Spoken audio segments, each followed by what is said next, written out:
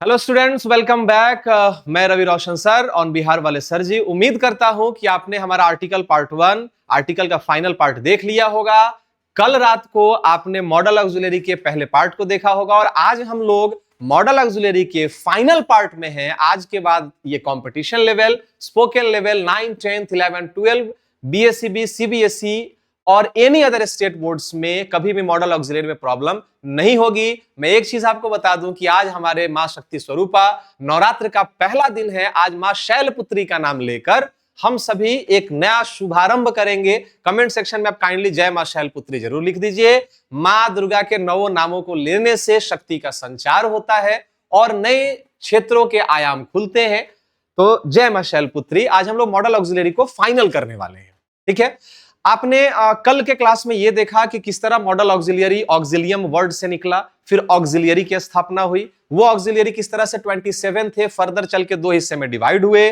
14 जो थे वो हमारे प्राइमरी ऑक्सिलियरी हो गए, वो जो नंबर और पर्सन के अकॉर्डिंगली खुद को चेंज कर लेते हैं। बाकी जो 9 थे जो मूड को रिप्रेजेंट करते हैं वो हमारे मॉडल ऑक्सिलियरीज थे। ऑक्सिलियरी का हमने चार्ट देखा, मॉडल्स का चार्ट देखा। आज हम लोग क्या सीखने वाले हैं? तो भैया आज हम लोग सबसे जरूरी चीज सीखने वाले हैं।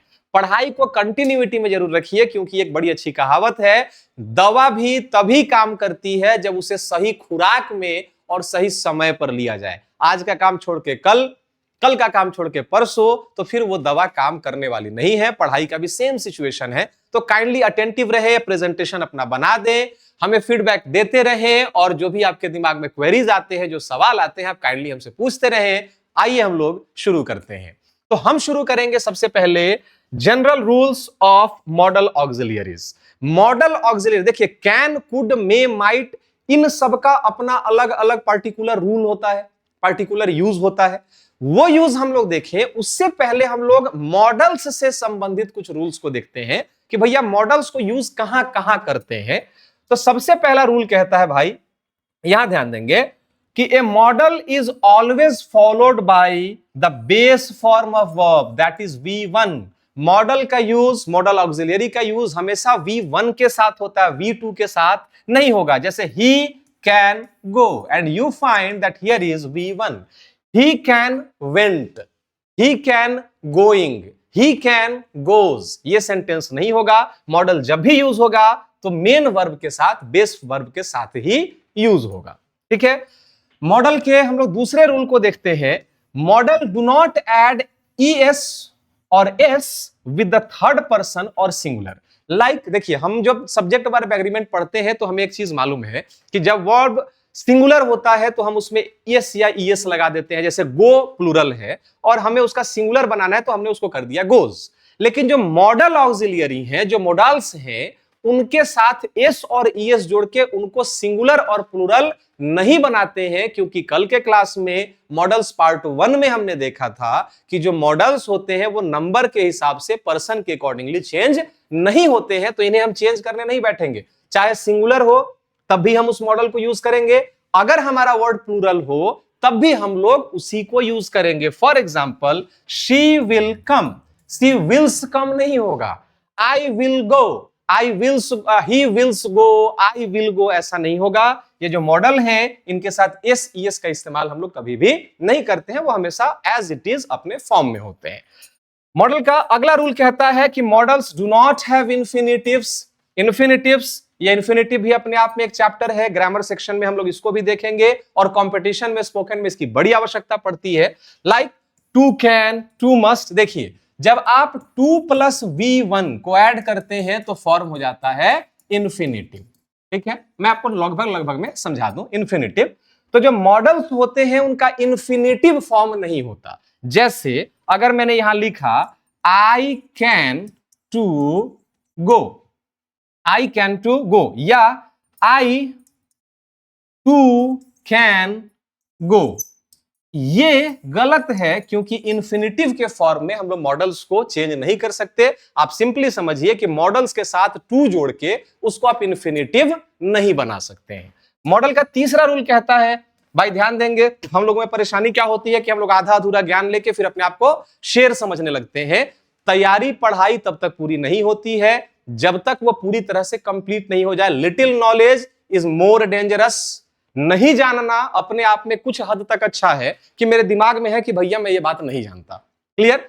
मैंने थोड़ा सा जान लिया, थोड़ा सा मैंने एक पार्ट मैंने पढ़ लिया, दूसरे पार्ट को मैंने मिस कर दिया, तो बिल्कुल अभिमन्यु वाली स्थिति हो जाएगी। ये स्थिति कैसी होगी कि चक्रव्यूह में घुसना तो मुझे आ गया, निकलना मुझे नहीं आया।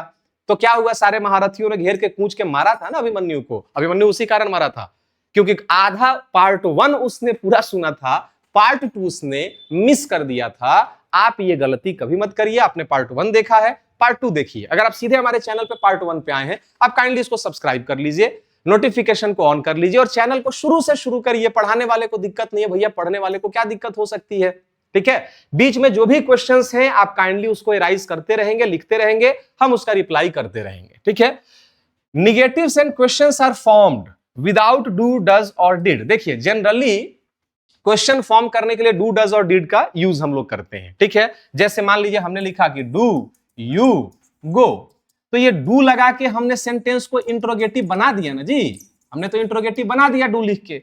ये कहता है कि अगर आप मोडाल्स का यूज कर लेते हैं स्टार्टिंग में और बाद में आप क्वेश्चन मार्क दे देते हैं, तो बिना डू डज डिड के भी वो जो एफर्मेटिव सेंटेंस है, वो जो नॉर्मल सा सेंटेंस है, वो सेंटेंस इंट्रोगेटिव में कन्वर्ट हो जाता है। जैसे कैन यू स्विम, देखिए मैंने यहां डू डज डिड का यूज नहीं करा है, कैन यू स्विम, लेकिन ये जो सेंटेंस है क्वेश्चन मार्क लगा दिया लास्ट में, तो ये हो गया हमारा इंट्रोगेटिव कि क्या तुम तैर सकते हो। बात समझ में आ रही है? अगला रूल कहता है मॉडल्स का, some semi modals like need, dare, used, used to, ought to can behave like both modals and main verbs. कल मैंने कहा था, कल के क्लास में हम लोगों ने कहा था कि 14 जो होते हैं वो प्राइमरी ऑक्सिलरीज होते हैं, 9 जो होता है वो मॉडल ऑक्सिलरी होता है, और जो 4 होते हैं वो सेमी मॉडल्स होते हैं। ठीक है, सेमी मॉडल्स वो इसलिए होते हैं कि कभी कभार उनका बिहेवियर मॉडल्स की तरह यूज होता है, यानी वो नंबर के अकॉर्डिंगली, पर्सन के अकॉर्डिंगली चेंज नहीं होते हैं, राइट। लेकिन कभी कभार वो प्राइमरी ऑक्सिलरी की तरह भी वो चारों वर्क करने लगते हैं। ये चमगादड़ की तरह है, पता ही नहीं चलता कि चिड़िया के श्रेणी में आएंगे या फिर ये जानवर की श्रेणी में आएंगे।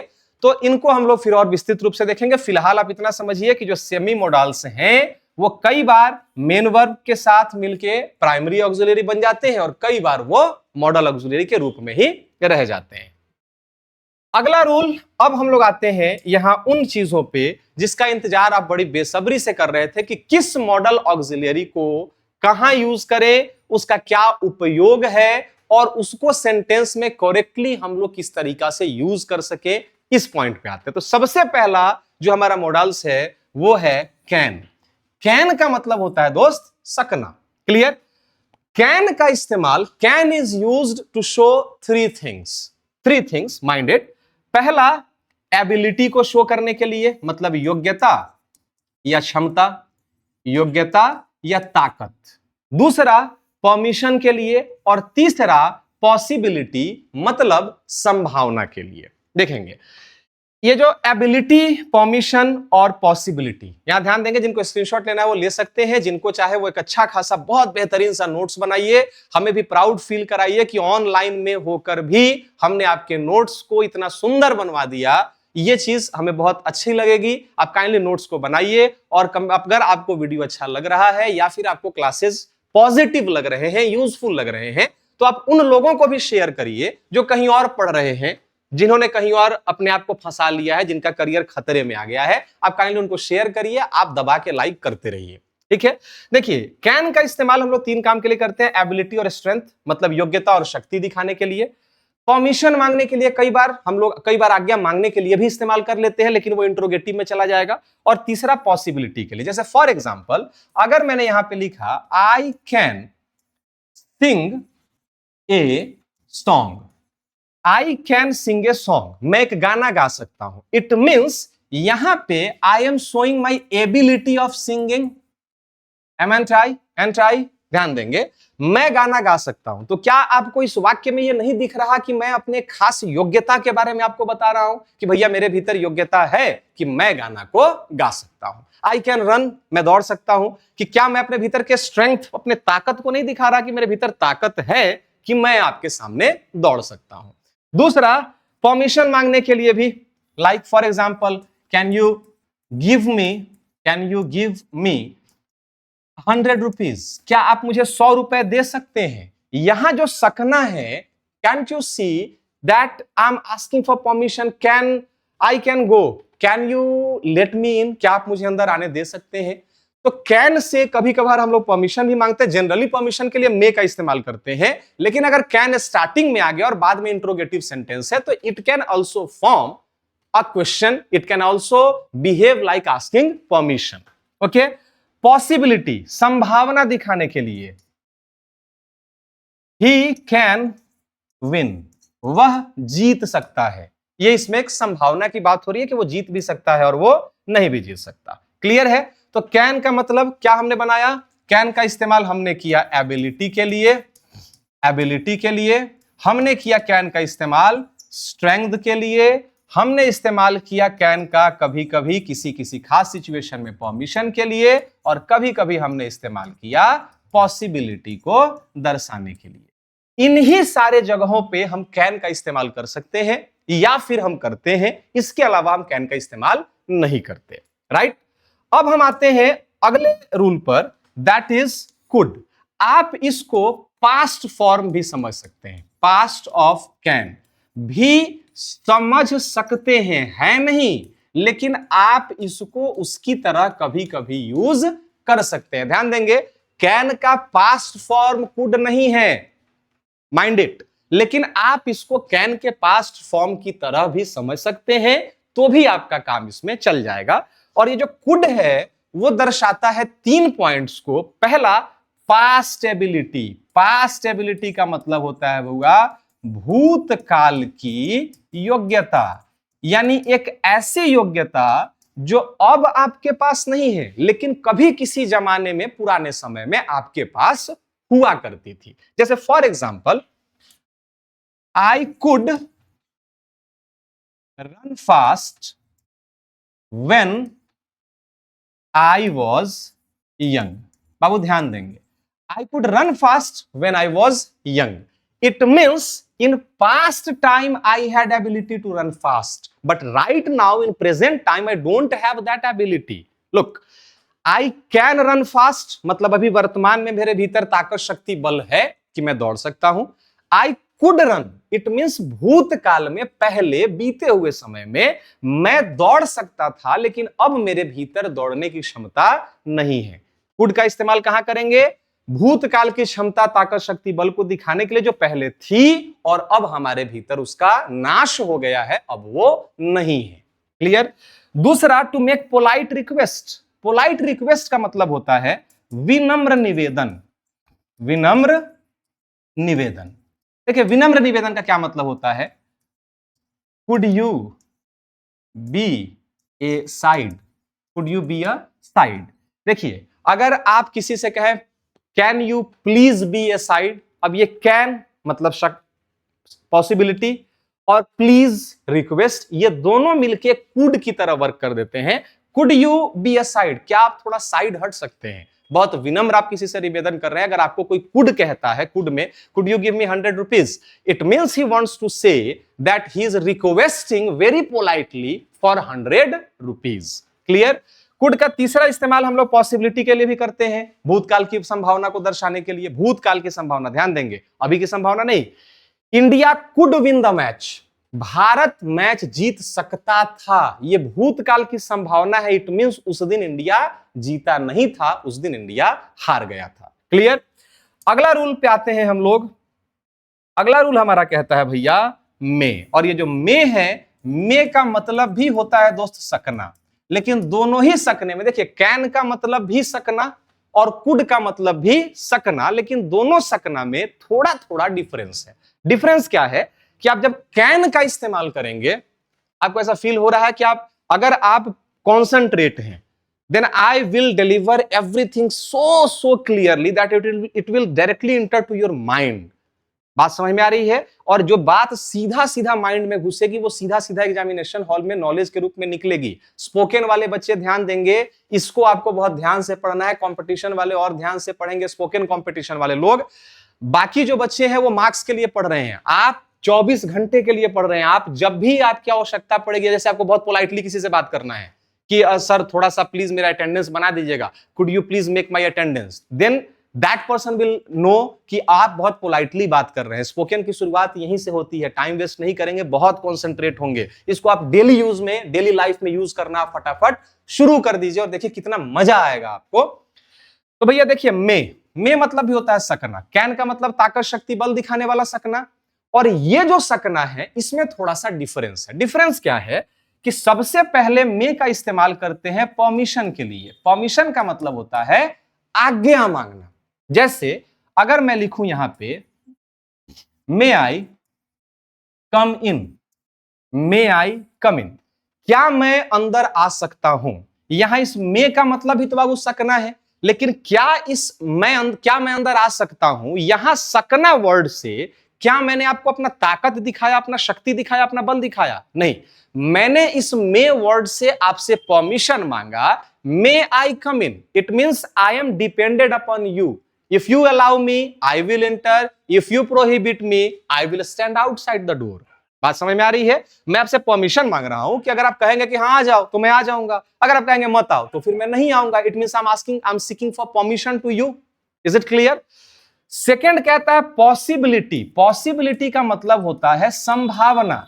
में से संभावना का बोध होता है, वैसा चीज जो भाई 50-50 है, ये काम हो भी सकता है और ये काम नहीं भी हो सकता है। जैसे अगर मैं यहां पे लिखूं इट में रेन टुडे, इट में रेन टुडे, आज बारिश हो सकती है, यहां भी मे का मतलब सकना है, लेकिन क्या इस सकना वर्ड से मैं ताकत दिखा रहा हूं कि मैं बारिश करा दूंगा, मैं देवराज इंद्र हूं? मैं नहीं।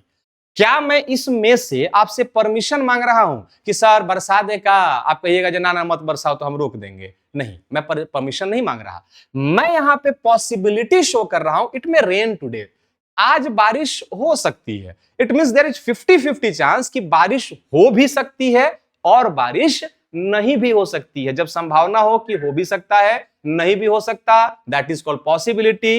And to use possibility we use may as modal auxiliary. Right? Is it clear up to here? Now moving forward, to show wish and blessings, आशीर्वाद देने के लिए ध्यान देंगे।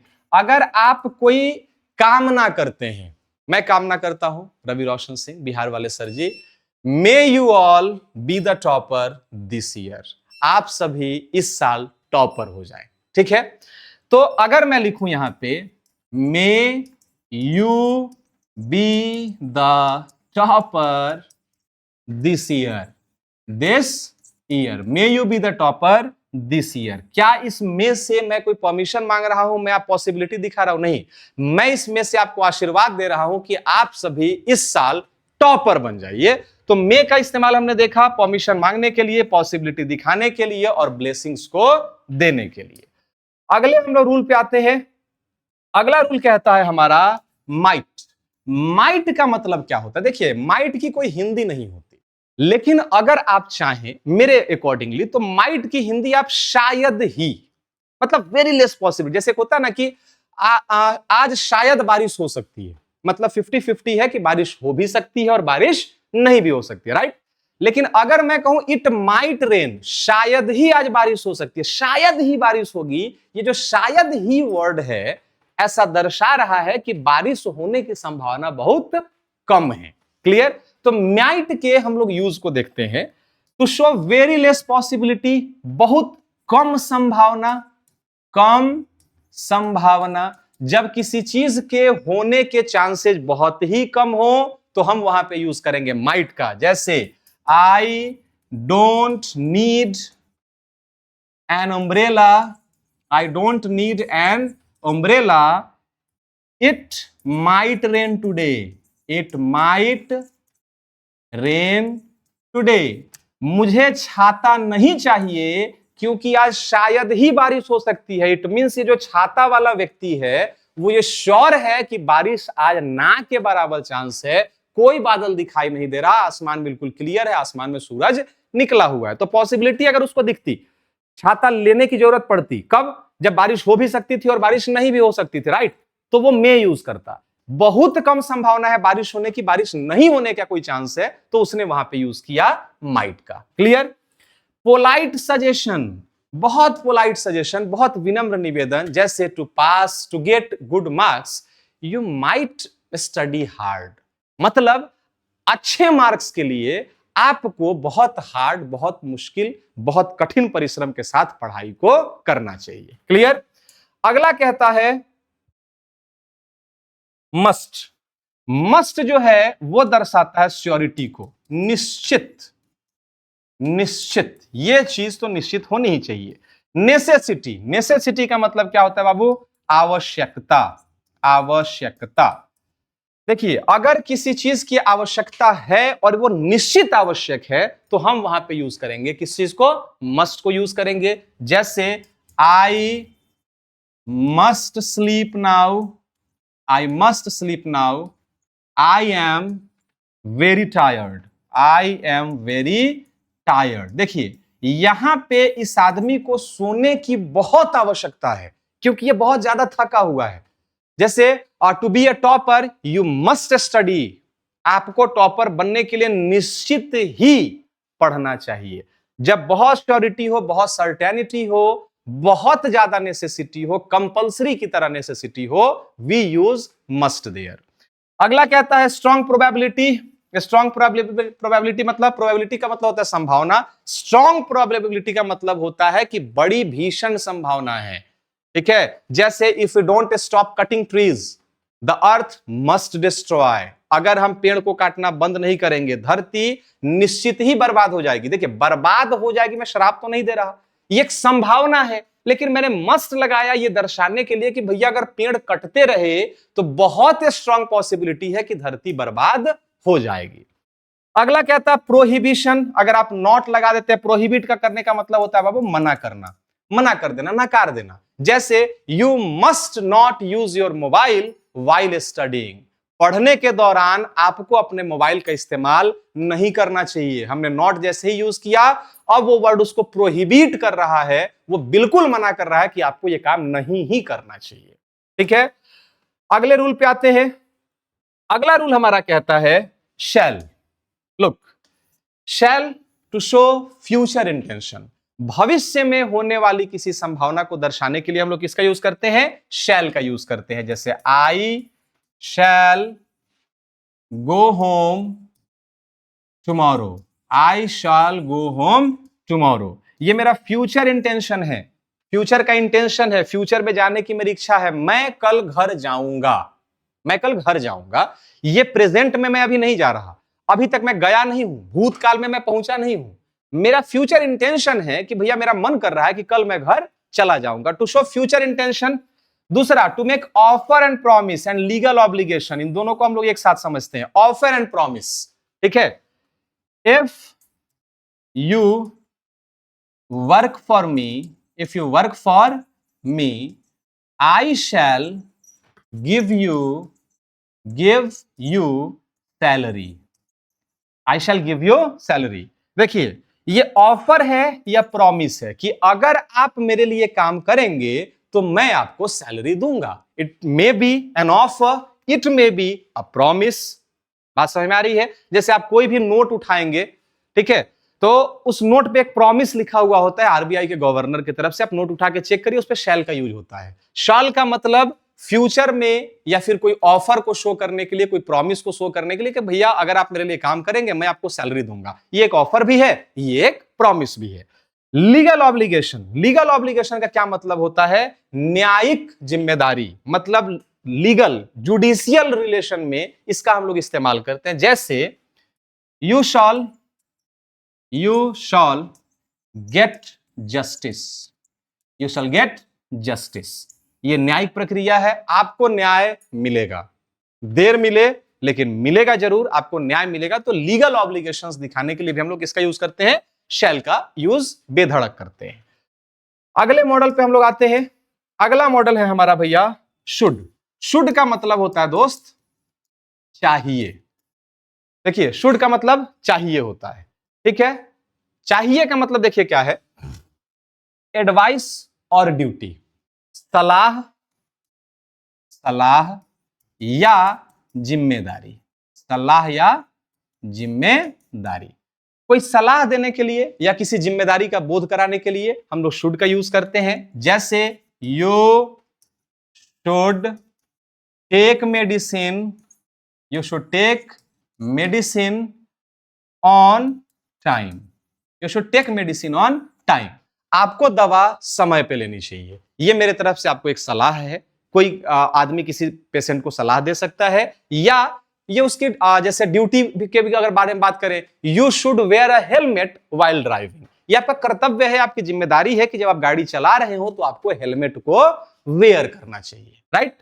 अगला कहता है माइल्ड ऑब्लिगेशन। माइल्ड ऑब्लिगेशन का मतलब क्या हुआ? बहुत स्ट्रॉन्ग सजेशन नहीं, लेकिन एक बार जिम्मेदारी का बोध करा देना कि आपको यह काम करना चाहिए। जैसे मान लीजिए अगर मैंने कहा you should respect your parents, you should respect your parents.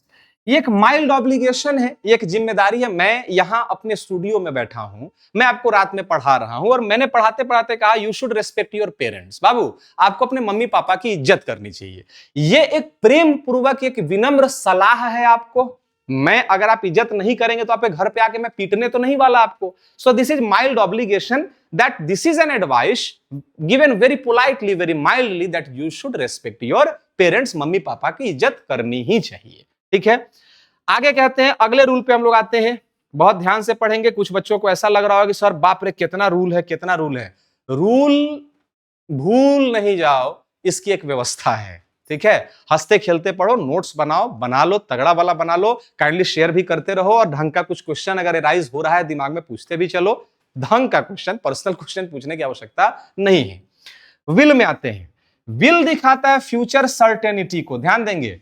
शैल में क्या था? फ्यूचर इंटेंशन था, भविष्य में होने वाली कोई संभावना। ये कह रहा है फ्यूचर सर्टेनिटी, जो घटना भविष्य में होगी ही होगी। भविष्य की कोई घटना श्योर तो नहीं है, लेकिन अगर मैं यूज कर दूं तो फिर वो सर्टेन हो जाता है। जैसे आई विल गो होम, ध्यान दीजिए। आई शैल गो होम मतलब मैं घर जाऊंगा। ये फ्यूचर का एक इंटेंशन है, जा भी सकता हूं, नहीं भी जा सकता।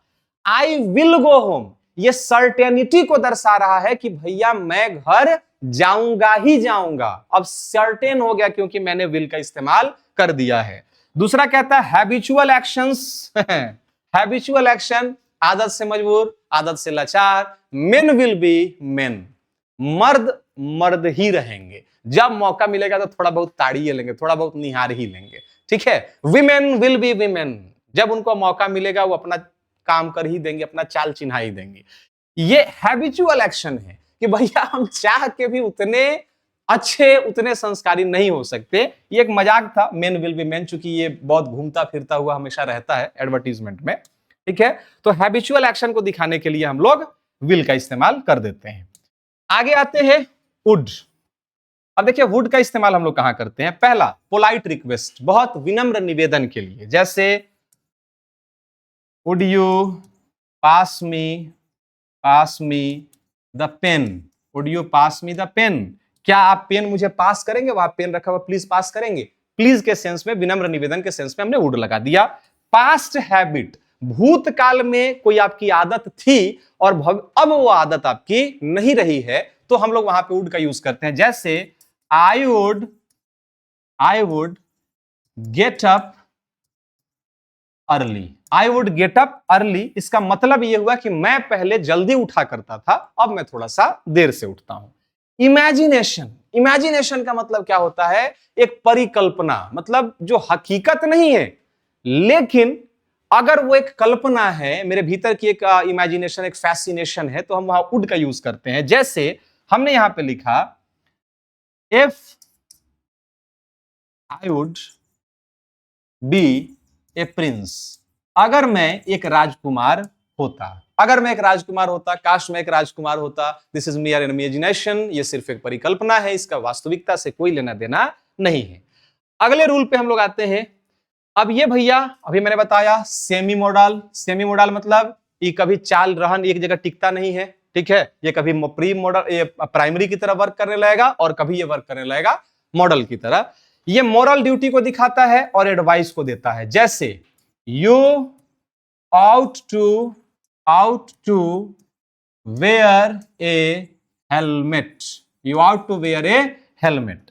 आउट टू का मतलब होता है बाबू मोरल ऑब्लिगेशन, नैतिक जिम्मेदारी जो सबको करनी चाहिए। जैसे आपको गाड़ी चलाते समय हेलमेट पहनना चाहिए, तो क्या सिर्फ आपको पहनना चाहिए या फिर जो भी चलाएगा उसको पहनना चाहिए? जो चलाएगा उसको पहनना चाहिए। This is called moral duty, नैतिक जिम्मेदारी। जैसे you ought to drive in the left of the road, आपको सड़क के बाएं में चलना चाहिए। क्या सिर्फ आपको या हर किसी को? This is called moral obligation. और मोरल ड्यूटी एक ऐसी नैतिकता, एक ऐसी जिम्मेदारी जो हर किसी को करनी ही चाहिए।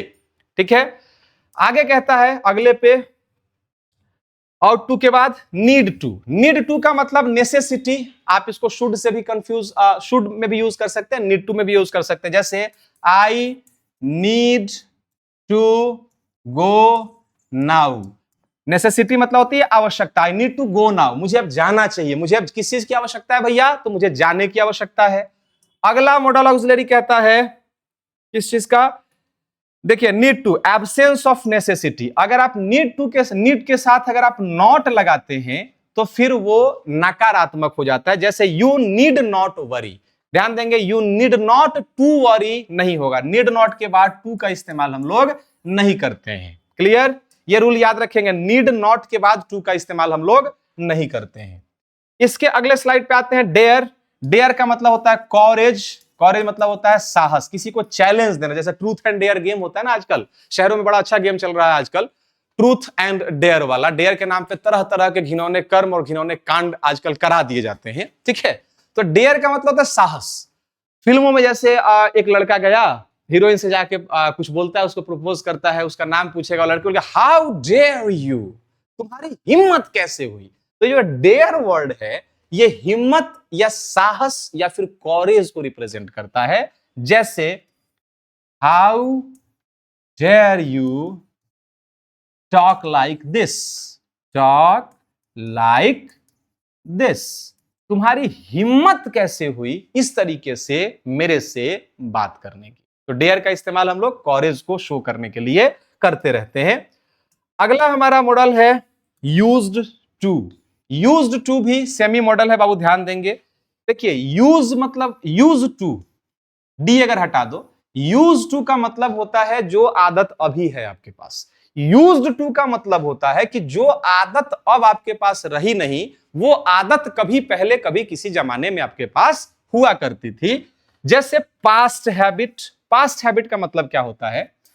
आई used to smoke, I used to smoke मतलब मैं पहले कभी किसी जमाने में स्मोक किया करता था। It means that is not in my habit in present time, but in past time I was habituated of smoking. बात समझ में आ रही है? यूज टू मतलब भूतकाल की एक आदत, भूतकाल की एक घटना जो कभी किसी जमाने में आपके भीतर थी, अब वो नहीं है। बात समझ में आ रही है? दूसरा पास्ट स्टेट। स्टेट का मतलब यहां राज्य नहीं है बाबू, यहां स्टेट का मतलब है निवास। भूतकाल में अगर कभी कोई कहीं निवास करता था, कहीं कहीं रहता था, कोई बसता था, तो हम लोग वहां पे यूज करेंगे किस चीज का? We will use used to there. जैसे ही used to live in Delhi, वो दिल्ली में रहा करता था। ये सेंटेंस अपने आप में यह भी बता रहा है कि अब वो इंसान दिल्ली में नहीं रहता है, अब वो दिल्ली को छोड़ चुका है। क्लियर? अगले रूल पे हम लोग आते हैं। अगला रूल हमारा कहता है भैया, ये रूल नहीं है, ये आप भूल ना जाओ, इसके लिए फटाफट फटाफट इसका स्क्रीनशॉट लेते चलें और बाद में आप अपना नोट्स बनाते चलेंगे। देखिए कैन वर्सेज में। कैन का इस्तेमाल एबिलिटी, परमिशन को दिखाने के लिए करते हैं, लेकिन मे का इस्तेमाल परमिशन मांगने के लिए और संभावना दिखाने के लिए करते हैं। जैसे example, you can lift this box. ये जो है, ये वर्ड अपने आप में स्ट्रेंथ को शो कर रहा है, ताकत को, कि आपके भीतर ताकत है कि आप इस बक्सा को उठा सकते हैं। ठीक है, यू में एंटर, ये परमिशन दे रहा है। परमिशन आप देने के लिए भी यूज करते हैं और परमिशन आप लेने के लिए भी यूज करते हैं। जैसे अगर ये स्टार्टिंग में होता मे आई इंटर नाउ, तो परमिशन मांग रहा है। ये कह रहा है यू मे इंटर नाउ, अब आप अंदर आ सकते हैं, अब ये परमिशन दे रहा है। Clear? Make it fast, good. अब कहता है भैया अगला रूल। अगला रूल क्या? मे वर्सेस माइट। मे का इस्तेमाल होता है ज्यादा चांसेस, मतलब 50-50 का मामला है, बारिश हो भी सकती है, बारिश नहीं भी हो सकती। माइट लेस सर्टेन, ज्यादा चांसेस, 90% चांस है निगेटिव नहीं होने के और 10% चांस है हमारा पॉजिटिव होने के। इट माइट रेन, बारिश हो भी सकती है, बारिश नहीं भी हो सकती है। जैसे इट में रेन, बारिश हो सकती है, संभावना है। इट माइट रेन, बारिश होने की संभावना बहुत कम है, बारिश नहीं होने वाली है। अगले स्लाइड पे हम लोग आते हैं। अगला कहता है भैया शैल वर्सेज विल। देखिए ये एक्सक्लूसिव है हमारे बीडब्ल्यूएस बिहार वाले सर जी के प्लेटफॉर्म पे। इस तरीका से एक जगह पे सजा के आज के पहले कभी किसी ने आपको बताया नहीं है और आप हमेशा कंफ्यूज होते रहते, क्या हो रहा है, क्या हो रहा है, क्या हो रहा है। जो होगा इस लेवल पे होगा कि फिर कहीं और कभी इसके पहले हुआ नहीं होगा, आगे होगा। हो सकता है कोई टीचर भी हमारे साथ जुड़े, कुछ लोग जाएं, कहीं तक पहुंचे बात, उन्हें लगे कि भैया इस तरीके का भी कंटेंट अवेलेबल कराना चाहिए। You are welcome. बस हमारा इंटेंशन ये है कि आप हम ही को देख के प्रोत्साहित हो जाइए और बच्चों को हर वो क्वालिटी, हर वो चीज अवेलेबल कराइए जिसके बच्चे हकदार हैं। ठीक है, तो अब ये कहता है भाई शैल और विल। शैल जो है फॉर्मल, लीगल, ऑफर और प्रोमिसेस मेंटेन करता है, लेकिन विल जो है वो भविष्य की घटना को निश्चित होगा ये दर्शाता है। जैसे आई शैल रिटर्न, मैं लौटूंगा, ये मेरी मंशा है कि मैं लौट जाऊंगा, निश्चित नहीं है कि लौटूंगा कि मैं नहीं लौटूंगा। लेकिन शी विल सक्सीड, वो निश्चित सफल होगी, ये श्योर है क्योंकि वो मेहनत कर रही है। ठीक है, अच्छा यहां देखेंगे मस्ट वर्सेज हैव टू, दोनों का मतलब तो होता है कि जरूरी या निश्चित। देखिए मस्ट का इस्तेमाल करते हैं इनर नेसेसिटी जैस और रूल को दिखाने के लिए करते हैं हैव टू। जैसे एग्जांपल देखिए यू मस्ट वर्क हार्ड, ये नेसेसिटी है, आपको निश्चित कड़ी मेहनत करनी चाहिए। I have to watch the catch the bus, मुझे बस को पकड़ना है। देखिए ये कह रहा है कि निश्चित करना चाहिए और मुझे कैच करना है बस को, ये सर्टेनिटी नहीं है, मैं अपना मूड बता रहा हूं कि मैं जाने वाला हूं और अब मैं बस को कैच करने वाला हूं। क्लियर। अगले स्लाइड पे हम लोग आते हैं और यहां पे हम लोगों ने इसको ओवर कर लिया, यानी शुरू से लेकर लास्ट तक अगर आपने नहीं देखा है, मैं आपसे फिर एक बार रिक्वेस्ट कर रहा हूं भैया, आपके दिमाग में जो भी सवाल हैं, आप हमें और इंप्रूव करना चाहते हैं कि सर आप ऐसा कर देते तो ऐसा होता, मैं आपको वादा करता हूं, आप बोलिए कि सर एक पैर पे खड़ा होकर पढ़ाइए, हम लोग टॉप करके दिखा देंगे। मर्द की जुबान है, क्षत्रिय का वचन है, एक पैर पे खड़ा होकर मैं पढ़ाऊंगा। आप बताइए कि क्या करना होगा कि आपके मार्क्स मैक्सिमम हो जाएंगे। बात समझ में आ रही है? और बहुत लोड नहीं लेने का, टेंशन फ्री रहिए, मुस्कुराते रहिए, क्योंकि आप बिहार वाले सर जी से पढ़ते हैं और हम लोग बहुत जल्द अगले चैप्टर पे पहुंचने वाले हैं। चैप्टर को शुरू से शुरू करिए, ग्रामर के प्लेलिस्ट में जाइए और वहां पे चैप्टर 1 फिर 2 फिर 3, जिस तरीका से हमने कोर्स को डिजाइन करा है आप काइंडली उसी तरीका से पढ़िए। एक बेहतरीन डिजाइनेशन हमने किया है कि आपको मैक्सिमम रिजल्ट हम लोग अचीव करा सकें। Till then keep watching, keep liking, keep sharing. See you tomorrow at 8 PM like always on Bihar Wale Sir Ji. Good night.